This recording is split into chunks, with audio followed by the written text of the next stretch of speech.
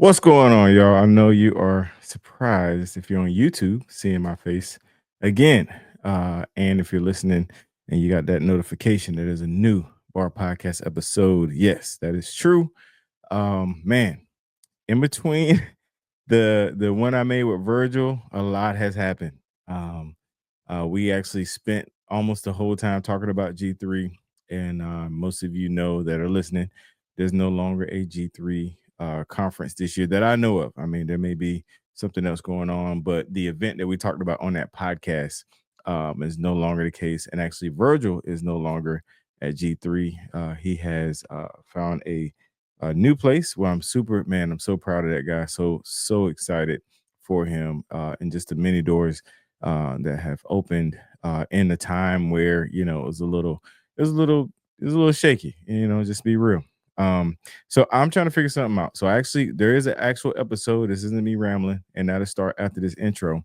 I had my homeboy T Barlow on. I went really nostalgic. I have Virgil, T Barlow, some of the founding guys when it comes to just the bar network movement. Those guys go with me all the way back to Be Not Deceived. We'll talk about that during the podcast. But there's a few things I wanted to kind of talk to you guys about.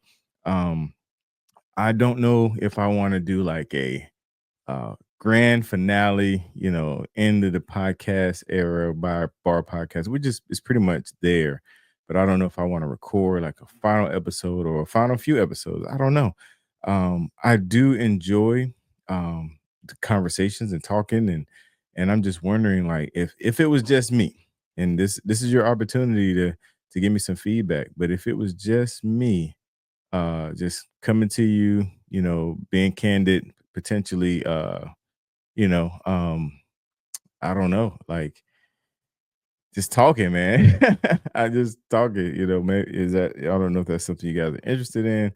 If I could turn this, there's a lot of people that subscribe to this channel. If I can turn it in a different direction, I do have another podcast that I am a part of that I started called For Truth, and actually dropped some episodes on this channel, on this network, on this actual feed. And so we definitely need to get the For Truth guys back together.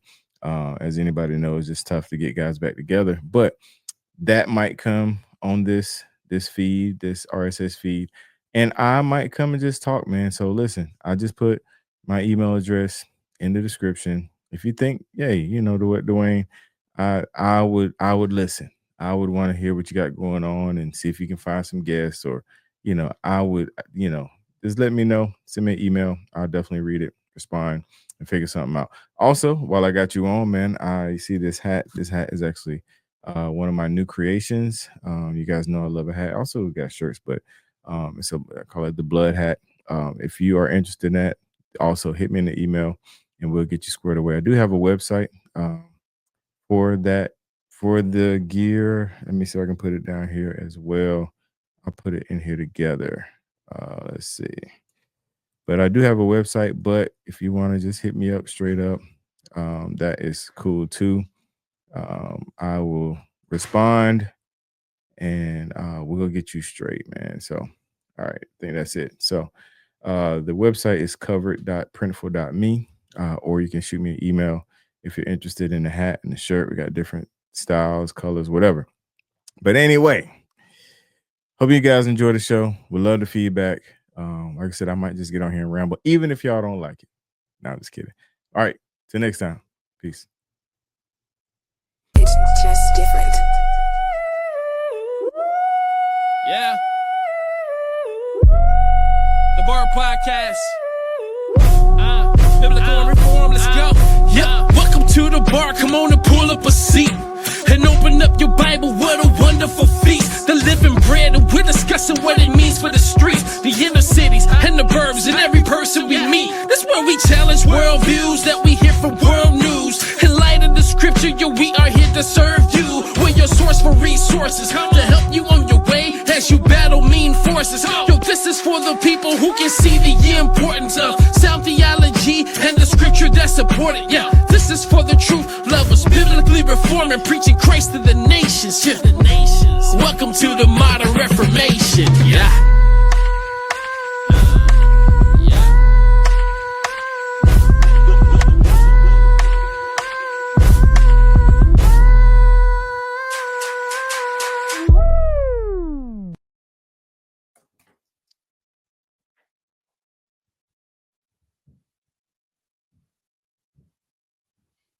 My bad.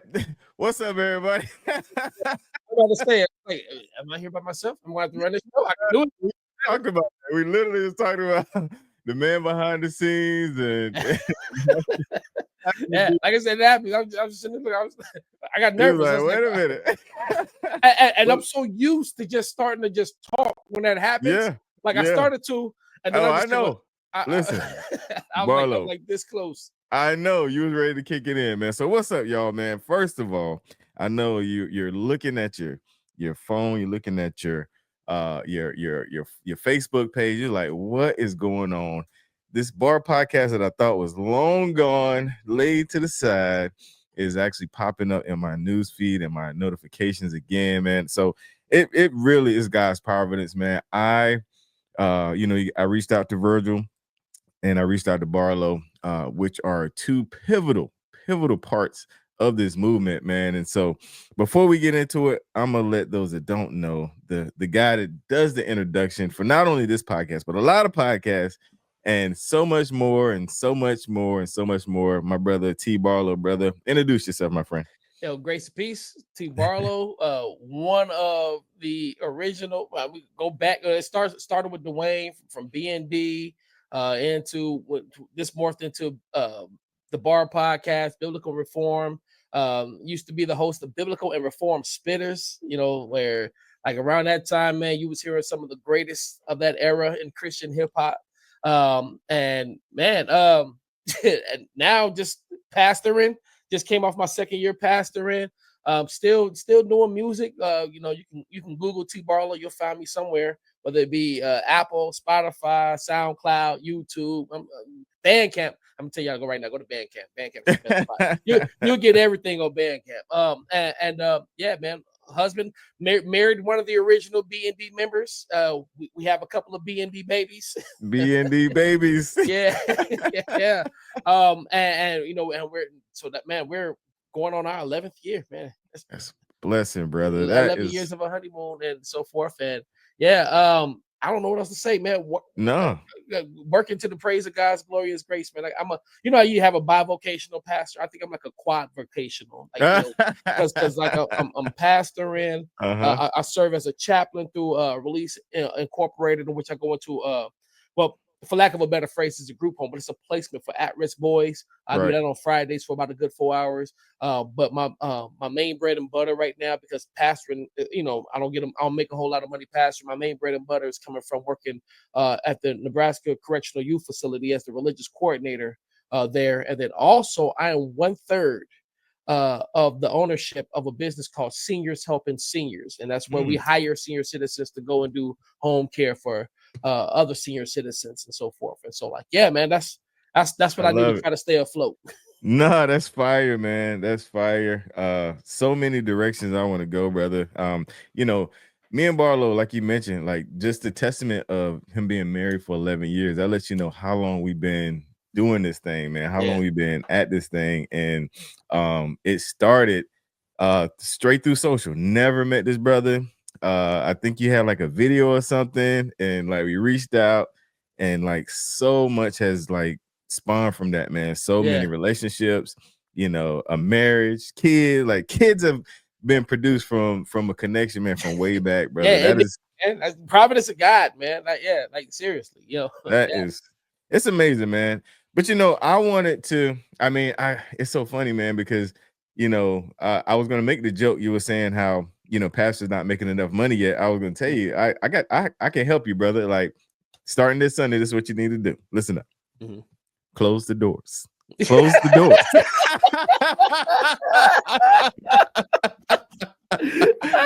I promise. I am so mad because my ears perked too. It's like, this gonna be good. I promise. You close them doors, brother. Close the doors. You can be a full-time pastor if you close those doors, brother. Listen. Oh my goodness. Man. But you know what? That's it. I'm actually glad I went that way, because that's where we started, bro. Like we started calling out fake preachers. We started calling out, people that were fleecing the sheep, taking advantage.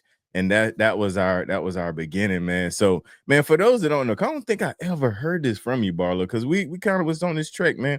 What put you in that mind frame to be bold enough to start standing up for that? This, because I know for a long time, people like don't do. What was that process like for you? Yeah, man, that's a good question. What happened was, so I grew up in the church, right? But I was one of those, I was hokey pokey with my Christianity. One foot in, one foot out. Yeah, and but like really, like I saw G. Craig Lewis. And he came to Omaha. I was like in one of the front rows or whatever. And his Truth Behind Hip Hop thing really kind of catapulted me into this kind of like discernment ministry phase, so to speak, right? And that's kind of what did it. Now, mind you, though, here's the interesting piece about that. I grew to be real legalistic without even having a full understanding of the gospel, of how talk it about it. And so whereas God used G. Craig Lewis in a mighty way, it still also kind of led me to kind of a toxicity with my interactions with people within the church and outside of the church. I'm like there was the zeal without knowledge. Yes, absolutely. And within B&D, I think we were hitting on some very important subjects. But I was still lacking grace. Yep. I was still lacking some again certain theological truths that really needed to be addressed and so forth. But like that it started with the G Craig, like his boldness inspired me to be bold, and then like I ended up coming across other bold preachers like a Paul Washer, like a Bodie Bacham, even John MacArthur, like R.C. Sproul, like these guys were bold. But then I began to realize, like, and this is kind of what led us to hit, which is crazy. I think like you and I were kind of like reforming around the same time, like with our own little personal journeys. But it was like, and to the point to where really, when it comes out of there, like the original like B&D like team, like I think like you and I mean my wife, but she's like she's background, so more, but like really like we're the last few, I was the last two really from the original group. That original group. Shout out to everybody from that original group. I don't want to start calling names, let's not forget. But but like we started, like I don't know what it was, like we were hearing something and it was beginning to make sense to us. We began to see like, oh snap. And for me, what led me into to this biblical reform piece was just like, hey, I'm doing really good at exposing the sin, right? But I'm not doing that great of a job at exposing the gospel, bringing light to the gospel. And so like, yeah, man, like so like you, that's why I say like you were a providential piece in my life, in my spiritual walk, which I thank God for you. And I just need to make sure that you know that. Oh man, appreciate that, brother. Like it was the same, because I immediately was feeling like an alien again. You know how you find out something is like, I'm in this weird space because it was the whole G. Craig Lewis thing on my side as well. But when the reform thing started happening, it was like, okay, I'm real. Am I an alien again? And we kind of like, like, what you think about? And it was like, oh, okay, we're in the same boat, man. I think I remember even asking you that, like, I've been looking at this. What do you think about this? And then you was like, bro, I'm here already. Like, I'm trying to. Yeah. And matter of fact, I will say this much, like around the same time, like Christy. Yeah, like she was kind of going through the same thing, and really like that was my fault. Like I mean, my fault. I want to say my fault. I'm not trying to take glory for it, but what I mean is like out because what happened was I started listening, because with G. Craig it was like, man, I ain't listening to no rap. You know what I'm saying? Right, I really listened to the regular guy, because G. Craig had me like mad at like everybody. Everybody, right? And so like, but like I ended up coming across a Bizzle song which said "Dear Hip Hop," and I was like, wait a minute. Like this doesn't sound wicked at all, right? And then I somehow I think my first Shylin song was "With All My Mind," and I think Ezekiel had kind of put us on the game to that. So I started I was like, oh, this doesn't sound wicked. And then I heard "The Greatest Story Ever Told" by Shylin. I was like, yo, I said, oh, I'm sold, right? But so I started looking for more Shylin and listening to more Shylin. And then there was this song called "Mission Accomplished." Yep. And "Mission Accomplished" wrecked me theologically. Because and hindsight being 2020, I see now. I think he was making John Owen's argument from the depth of death, but like just I remember hearing that song, and I remember talking to Christy, and I was like, hey, this whole thing about Calvinism. And you know, saying and limited atonement, and I remember her saying like, "Yeah, man, that doesn't sound biblical." I say, "Yeah, you're right, it doesn't." But here's this argument here, right? And start talking about like, well, like we always say God can do anything but fail. So if his intention was to try to save everybody, and he doesn't, did he fail? There you go. And I remember Christy going like. And at that point, it's like, man, like, no, hold on. Like, and so for me, what it was, it's like, I was like, okay, I got to calm down here. Here's what I'm going to do. I'm going to look at the other side's argument, because at the time, the other side's argument was the Reformed argument. I'm going to look at that, and I'm going to use that. I'm going to argue against where I stand. I'm going to see if there's holes in my argument.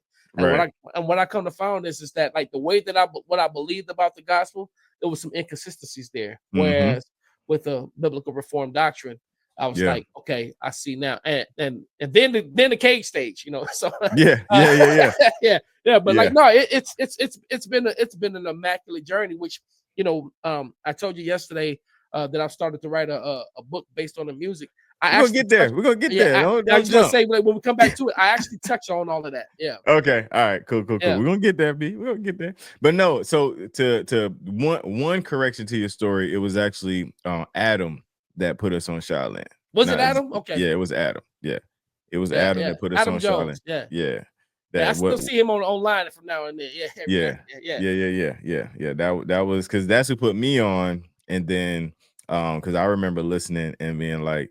It's like I love the flow and the theology, and I was like, I don't know about this predestination stuff, but it took a while, and it was playing, but yeah, no. So that is just amazing just to hear your story, because again, it lines up so much with mine and just the journey of this and how we all set this up, but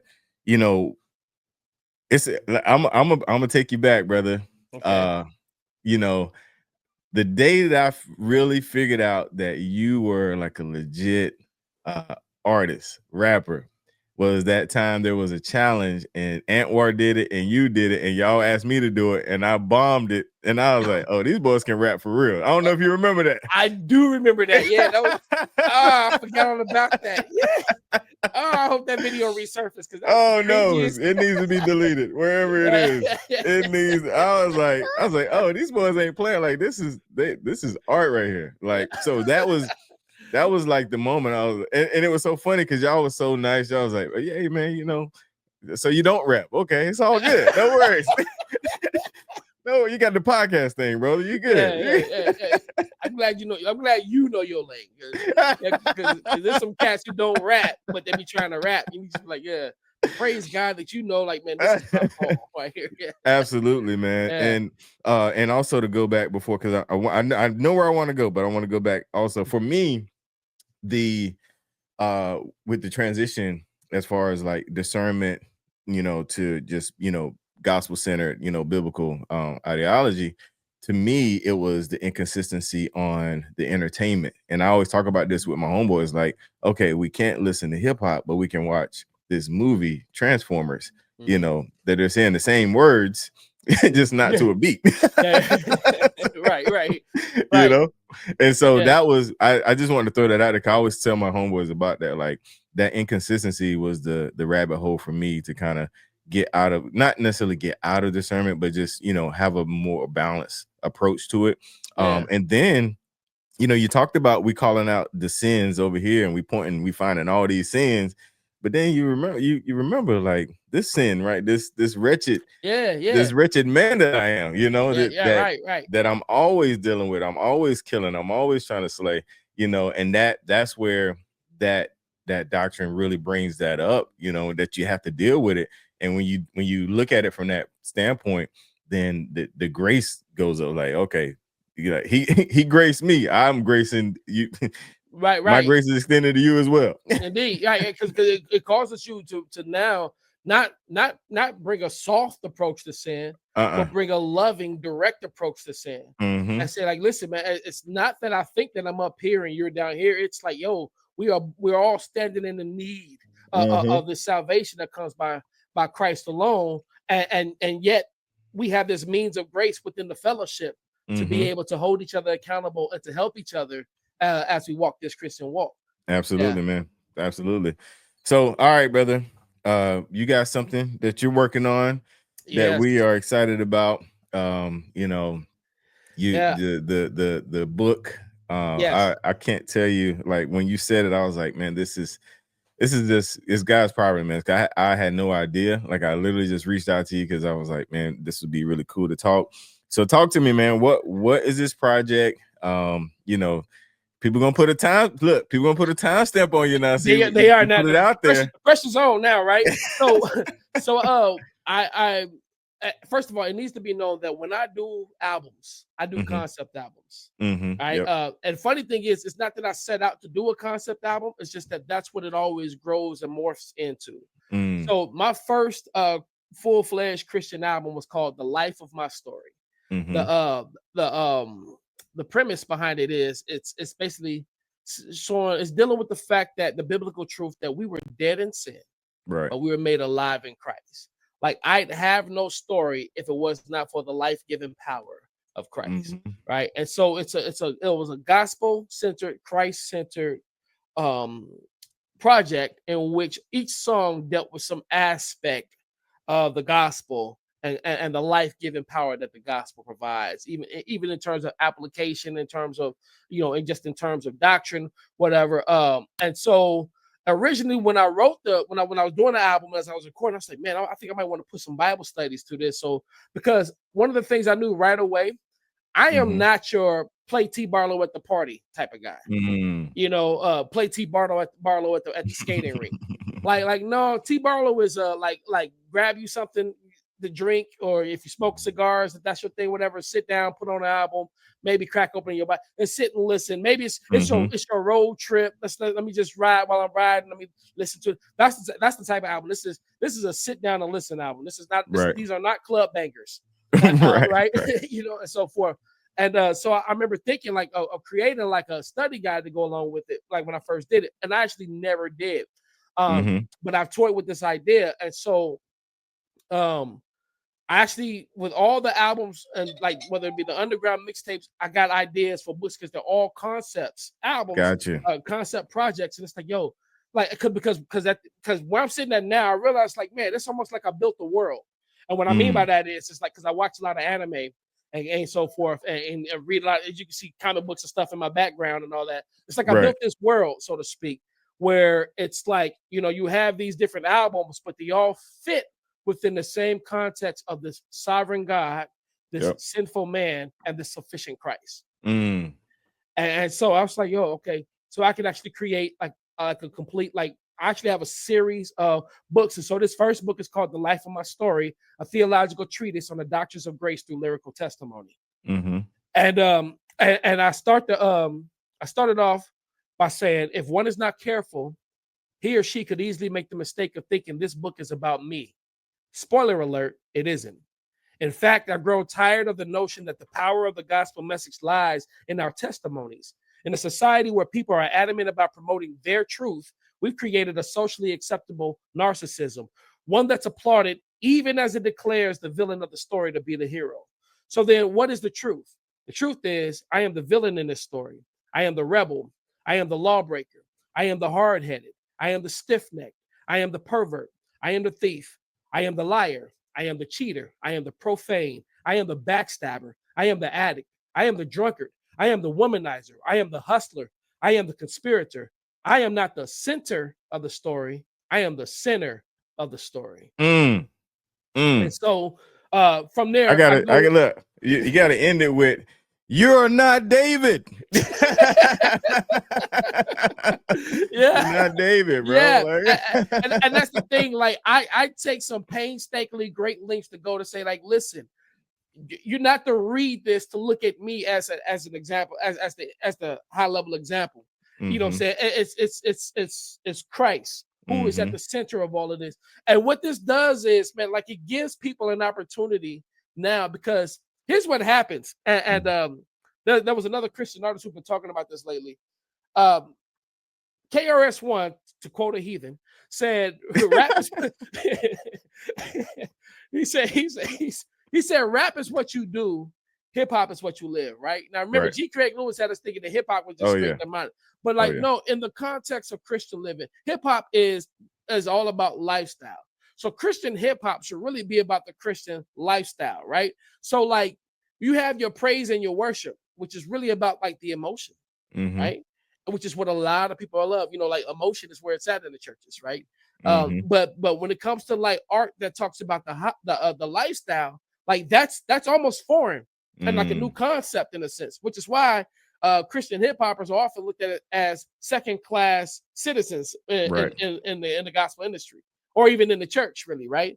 And so this deals with the lifestyle. But what happens is oftentimes a lot of your Christian rappers, and I mean this with the utmost respect, they really do like this humble brag sort of thing, as opposed to really taking the time out to bring forth doctrine. Not all of them. Right. Lyrical theology. Because when we first came in with Shylin, we were hearing some lyrical theology with him, with Timothy Brenda, with Humble Beat. You know, we were being taught through the rhymes. Whereas now it's all about, you know, flossing for Christ or whatever being swagged out, saints, you know, whatever. I don't know. And so stuff gets lost. And so what it is I take each song, I'm taking each song. And I put the lyrics up, and like, you know, look, and then now I'm gonna break it out either by bar or by scribe scheme, right? And so the stuff that you may have missed when you were listening to the song, if you ever listened to the song, or stuff that you may have missed if you ever seen me perform the song, now you get a chance to kind of like zoom in. So let me give you an example. Like, for example, I have the song called Witness, and I start the song off with make a lecca high, make a hiney hiney ho. It's not the magical that is grace and election be like IBM compatible. Now, taking that scheme right there, and you know, you look at like that opening line, make a lecca high, make a hiney hiney ho. You know where that comes from? It's like either a cartoon or something. It's something like that. I remember hearing it. Pee-wee's Playhouse. There you go. Yes, there you go. Yeah, the genie for Pee-wee's Playhouse, right? But why would I start off with that? Well, a couple of reasons. For one, this is hip hop, because it goes make a lecca high, make a hiney hiney ho. You know, right? You know, that's a little hip hop thing, right? But then I'd be like, it's not the magical that is grace and election be like God being compatible. What I'm doing is now, it's like, hey, God is not somebody up there working magic. We're talking about an all-powerful God here, you know, and his grace and his election like goes hand in hand like peas and carrots. You know, this is something that a sovereign God is working from his power, not from some conjuring. It's not about magic. It's not about mysticism. It's not about esoteric. No, it's you know, it's like I'm taking time to like really like flesh these things out. Say like, you know, I have a biblical reason for this. I had this other scheme, and this is the only other scheme I'm gonna give you, where I say, we were falling in our natural life, Bokeem Woodbine, we just can't get right. We never had good minds and we hated the light, right? A lot of my friends, like, they never really caught that. We were falling in our natural life. You know, the movie starring Eddie Murphy, Martin Lawrence, right? Yep. And then you had Bokeem Woodbine, which people like to call Evil Dave Chappelle, right? Can't get right. He played Can't Get Right. We were falling in our natural life. Bokeem Woodbine, we just can't get right. We never had good minds. And we hated the light under which the truth shine. Yo, imagine our plight, the letters to the cross with an immaculate sight, given by amazing grace. He is our lamp in the night. You know what I mean? And so it is. And I just take the time to really take those schemes and then show where in scripture I'm pulling this from, and then fleshing that out. So there's some exegesis taking place over the text. When I'm taking time to say, hey, listen, we see this scripture right here. You probably heard it in church, maybe you didn't, but here's the context to that scripture now. Here's what the author intended us to hear. So, like, yeah, that's what this book is, and I'm doing it in such a way to where, like, a layman can pick it up and understand exactly what I'm saying. Right. And the way I'm structuring this book is, like, in the introduction, I spend time in the introduction telling my story for context for the music, and then breaking down the doctrines of grace.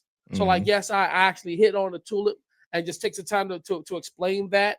And I do that because if you make it through the introduction, the rest of the book, you don't have to read chapter 1, 2, 3, go 1, 2, 3, 4, like in order. You can actually pick up, like there may be a particular song that you like that you want to know more about. You can open up, as long as you've read the introduction, you can open up the chapter on that particular song and know exactly, because it's not like building blocks after that point. The introduction does all the building.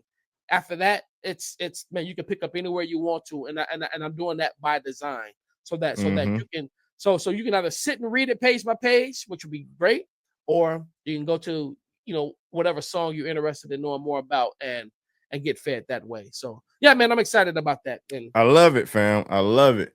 That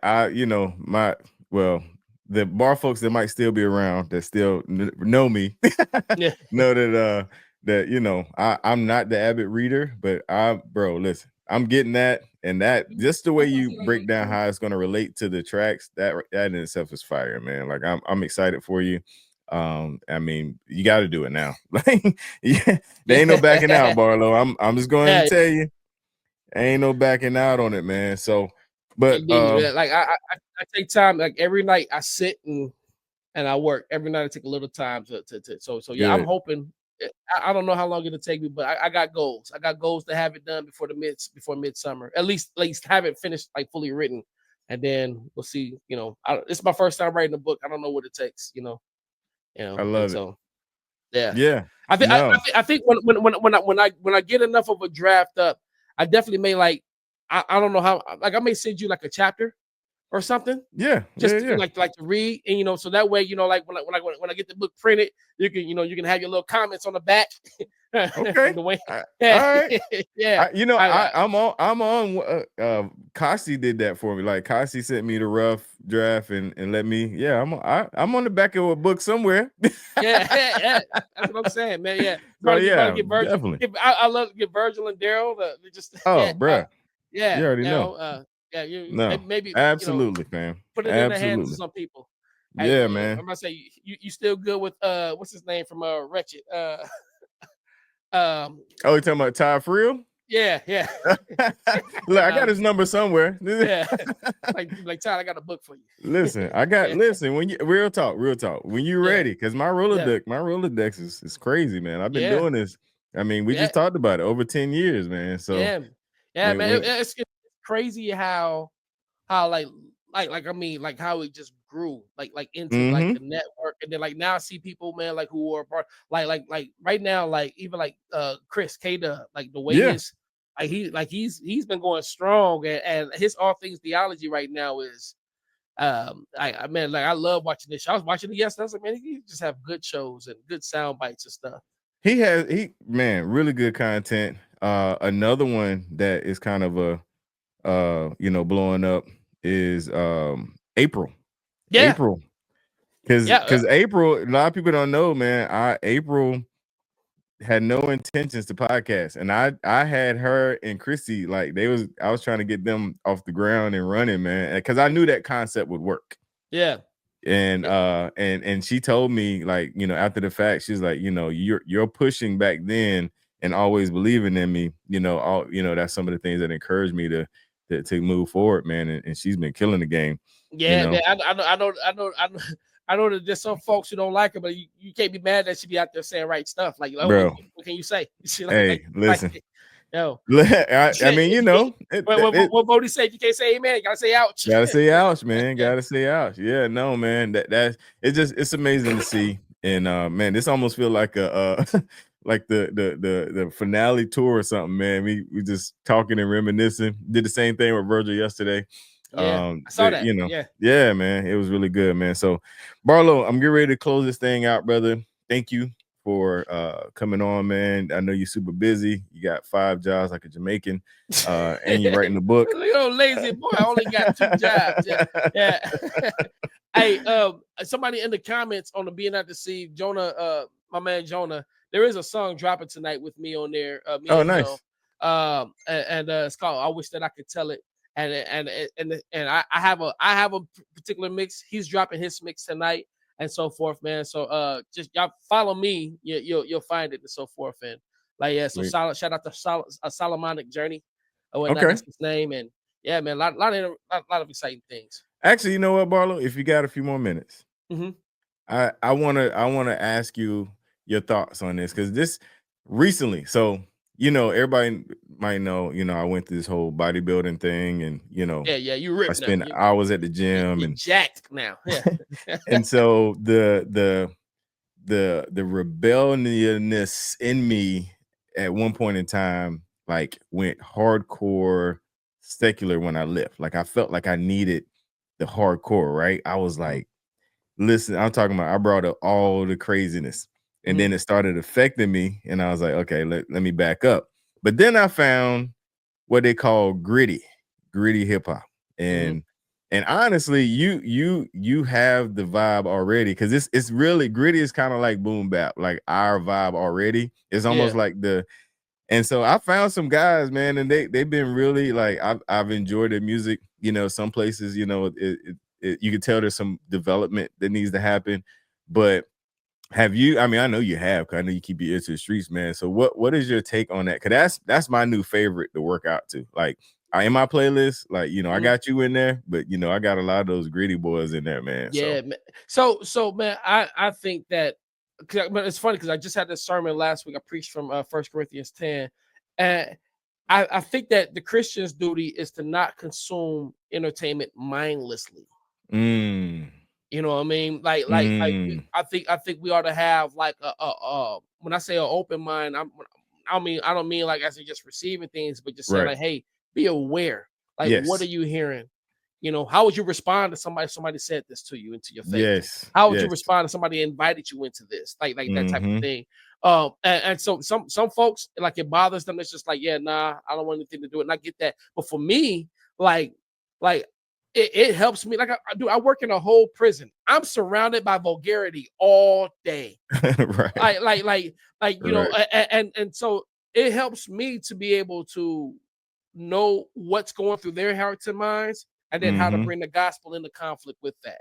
But then also, man, like I believe, when I talk about like the earth, when we talk about the earth is the Lord and the fullness thereof, and so forth, like people are taking these things. That's the reason why I do like the Underground Railroad, where I take like secular instrumentals and rewrite brand new songs. I don't do copy changes. I rewrite brand new songs just to show like, man, because I think that as Christians we make doper art. So I don't personally, again, if it's one thing to mindlessly consume it and let it affect you and let it influence you, but it's another thing to listen to it, to understand what you're listening to, and to realize, like, yo, it's almost, to me, it's almost like how football teams could study the enemy's gameplay. Right. Like you seeing what they're doing. It's like, man, now strategizing and so forth. There's some guys. You ever you listen to Coach Contra? Yes. Yeah. Yep. Listen, them boys, like I hope and pray, because I hear certain stuff in their lyrics, so I'll be like, man, they know God. Like they know God exists. Yep. Like if there needs to be like a final push or something. Like I don't know where they are. I feel like them boys are like on the brink. But man. But talent wise and creative wise, it's like, yo, like they are putting out some good art. Yeah. And especially like in the culture of hip hop, where you just like, yo, like you don't even see crews like this anymore. No. You don't and here's the thing about their crew. I was watching them. I was showing some of the boys at the prison. And so I was like, man, like, here's the crazy thing. Usually, like in a crew, you got one guy who stands out, and the other guys are just whatever. They don't have a weak link at all. Like they do not have a weak link at all. Now, Eric Jamal may be everybody's favorite, maybe. Right. You know what I'm saying? Because at first, but like when you go back, you listen to these other guys, it's like, yo, like none of them are weak, like at all, right? And so like and I listen to them, and then I like the stuff that they're saying. Like, yes, they say some ignorant, sinful stuff. I'm not gonna act like they don't. But sometimes on the back end, man, like they're saying some stuff where it's just like, yo, this is good. This is solid. This is a good way of processing this. This is a good way to think. So again, I definitely say, man, it's a good way to stay informed. It's a good way to know what it is that we bring the gospel into conflict with. And also, man, like just let's face it, like that those beats come with that energy, man. Like That's it true. shows you, that assertiveness, that I don't want to say aggression oftentimes, but Right. yeah, indeed. I mean, anybody out there listening to Beethoven trying to work out, they ain't doing it right. You know? Yeah, Right. so, it's funny, man. You bring up the gritty thing.